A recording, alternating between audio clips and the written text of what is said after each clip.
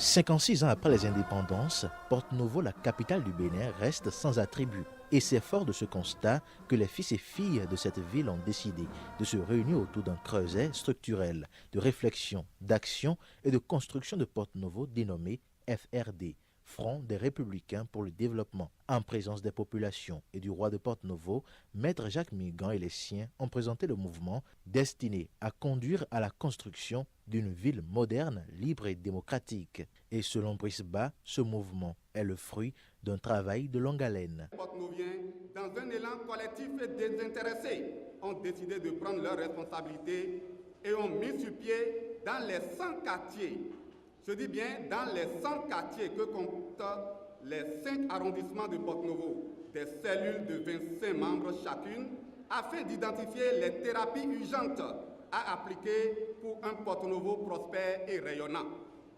Conformément à l'organigramme et au fonctionnement du FRD, Front des Républicains pour le Développement, nous avons du plus bas de l'échelle jusqu'au sommet les cellules, les bureaux de zone, les fédérations, les bureaux d'arrondissement, le bureau communal, le directoire, l'Assemblée générale. Invitée pour parler de développement, la conseillère municipale à Porto-Novo, Marcel Brun, a invité tous les acteurs politiques de la ville à la solidarité dans les actions. Porto-Novo, Adjaté, Rokonou, c'est notre ville. C'est notre ville, elle nous tient à cœur. Donc c'est ensemble, les mains dans la main, sans parler de parti. Ici, il n'y a plus de parti. Nous avons fini les élections, nous avons fini les campagnes. Nous devons penser à une seule chose, le développement de Porto-Novo.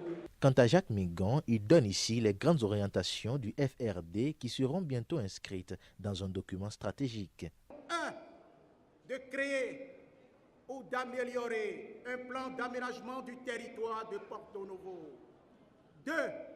De créer ou d'améliorer les services essentiels dans les quartiers les plus précaires. 3. De gérer les ordures solides. 4.